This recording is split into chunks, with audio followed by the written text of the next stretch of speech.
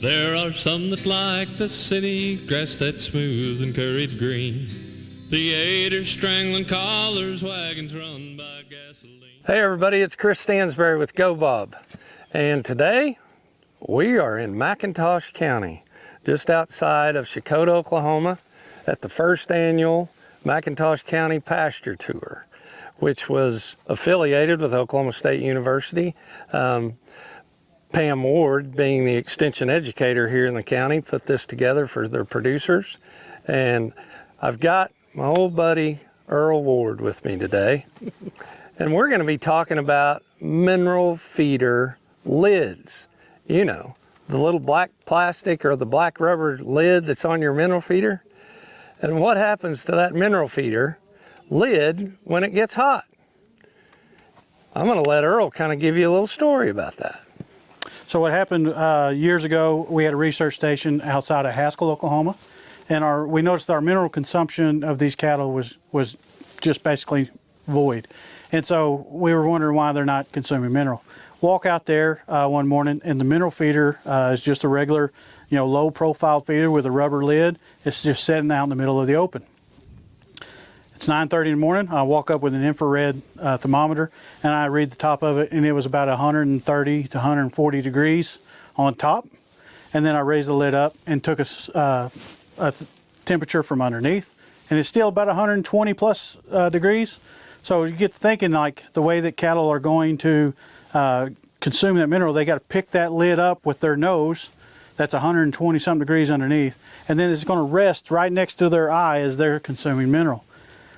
So that's too hot, is what I would say. We moved that mineral feeder to the shade. All of a sudden our mineral consumption went up for two reasons. One, now our mineral top is a lot cooler, and two, we moved it to a place where the cattle congregate naturally. Great idea. I mean, wow, revelation, just being able to move that thing to the shade. Just straight to the shade. I mean, it's a pretty simple idea. But how many of us think about doing that? We need to. Those cows need mineral throughout the year. Yes. So we need to be thinking about them. I mean, you don't want to sit here and hold your hand on the back of your black flatbed pickup for very long. So yeah. Why would cows want to stick their nose on something that's hot too? So we have a thermometer here. We have a couple options. One is the one that's just sitting out in the sun like regular. We also had the idea of what if we just painted that rubber white? Maybe it won't attract as much heat. We have one of those, and then we also have one sitting in the shade. Let's take some reading. Let's do it. All right. So this right now is reading 120 degrees on top. That's 123 and 121. So that right now is 115 degrees, 115. So again, it's going to be cooler underneath, but still, if you hold your hand right here, that's pretty hot on the back side of my hand, okay? And it's not hot yet today. And it ain't hot yet. We're at what? It's about 1 o'clock, 1:30? Yeah.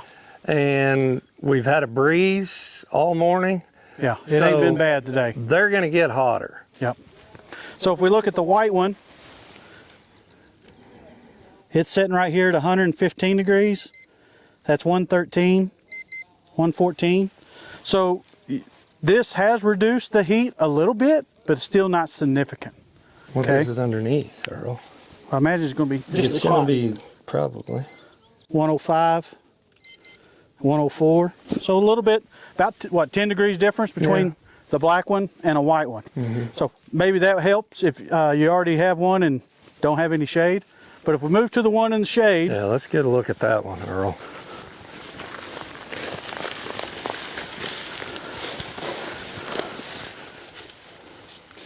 There's 104, 94, 92. That one says 80. That one says 83.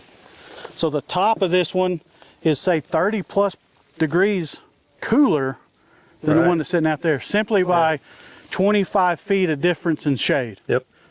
So if we had this sitting underneath trees where they congregate, they're more likely to consume our mineral. 83 degrees, 85, 81. So simply moving that mineral to the shade, and again where they congregate, you're probably going to see your mineral consumptions come up, which is going to help you with your immune system. It'll help you with growth and performance, and then also help you with your pregnancy rates. That's right. Good tips, Earl. We appreciate it.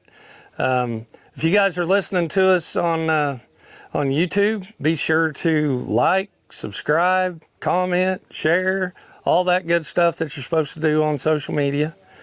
I'm Chris Stansberry with Earl Ward, and we'll catch you on the next side and the next episode. And keep a leg on both sides, will you? Horses on the bus, with his hooves a flashing lightning from a cloud of Texas dust, and the bawling of the cattle